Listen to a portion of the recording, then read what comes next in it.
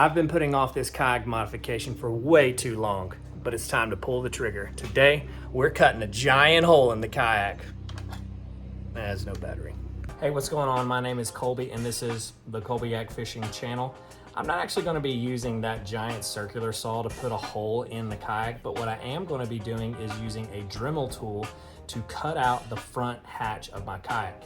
Now, some kayaks come with their hatches already cut out, but I have a Crescent Shoalie that I've had for about a year right now, and it's time to pull the trigger on this mod. Now, why do I need to cut out a giant hole in the kayak? Well, I'm going on a camping trip and I need the space to be able to put all of my camping gear.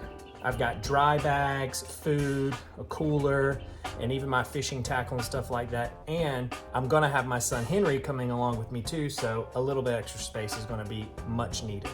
All right, so here is the front hatch of the Shoalie, and it comes with some little bungees that can hold it down. But here's the kind of the issue that we're gonna have with the camping stuff is there is a tray that's inside of here, and this tray does not allow access to the hull of the boat. So today what we're gonna do is we're gonna take a little Dremel tool and we're just gonna go around the edges, cut this bad boy out so that way I can have room to stuff all my gear inside the hull of the kayak.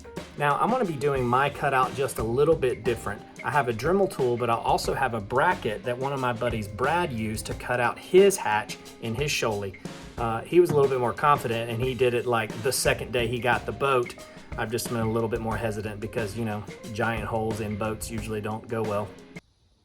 Just ask the Titanic. Ooh, too soon. So here's the Dremel tool that I'm going to be using. You can see the bracket right here, and I'll kind of talk about that here in just a second. And then we also got a brand new bit to go into it.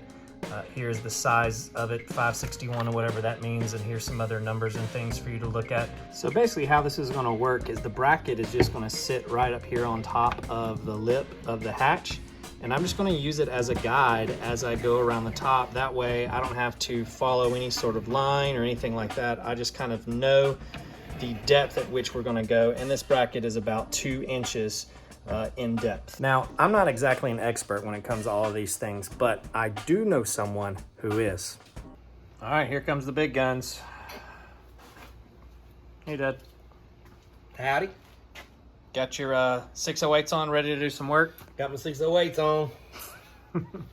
All right, so we've got the bit chucked in. Here's the bracket as we showed you earlier, and just want to show you what we did. We put a piece of blue painter's tape right here, so that way we know when we have it set up onto the kayak, we know not to go past the blue painter's tape when we're cutting it, because that's about the distance from the wall to then the inner side. All right, you ready, expert? Oh yeah. All right.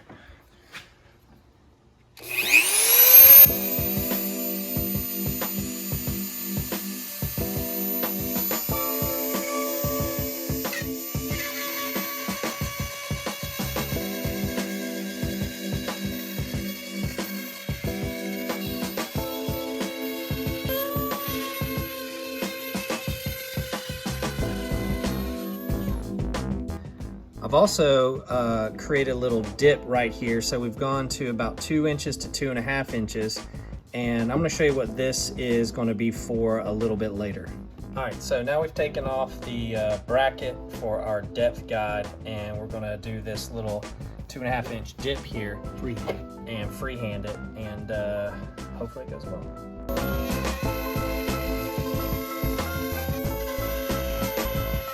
Hey, look, it worked. We did it. Now we just got to smooth up the edges with a little bit of sandpaper and then vacuum out all of the itchy and scratchy show here. So a couple of days have gone by and that kayaking trip was absolutely amazing, and it wouldn't have been possible if we didn't cut out that front hatch on the Shoalie. I haven't even gotten a chance to clean up anything. Look, I still have stuff all over here. Got stuff on the floor over there. So what I wanted to do is I want to show you just how much stuff I could actually get inside of the hatch of this Shoalie. A 2-person tent, a couple of rods, but just showing one here. A dry bag with our clothes, sleeping bags, pillows, and anything we didn't want to get a little wet or damp.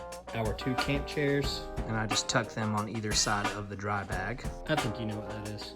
Both of our sleeping pads that were inflatable. Our 2 dry bags that are just basically our ditty bags with all of our ditties in them. And a tackle box.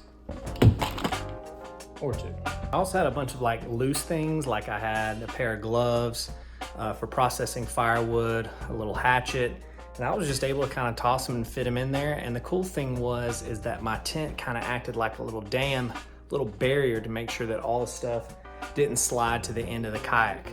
But all in all, the Shoalie, man, it is an amazing platform to do all things kayaking, fishing, camping, and I'm just really happy with how this front hatch turned out. Now, I know what you're probably wondering.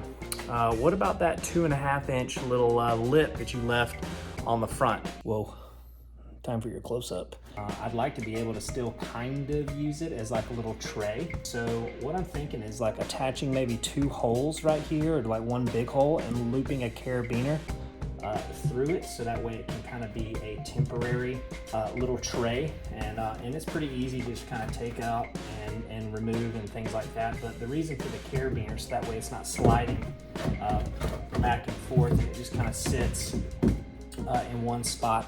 And then I'll probably put some foam or something on the bottom of it, so that way it's not rattling around. But tell me what you guys think about that. If you think it'd be something that's worth it, let me know. Or if I need to just take the Dremel and just cut off that ranky janky 1/2 inch right there and just make it nice and neat all the way around. Let me know down in the comments. All right, y'all, that's gonna do it. Thank you so much for watching this video. If you liked it, give the old thumbs up. If you wanna stick around and be updated whenever I post anything, then make sure you subscribe and do the old bell thing. Thank you for kind of bearing with me as I did this modification and waited a year for it. It was very nervous and nerve-wracking for me, but I'm glad I finally pulled the trigger. And hey, if you wanna watch another video, click right here on the screen, and until next time, keep those lines tight.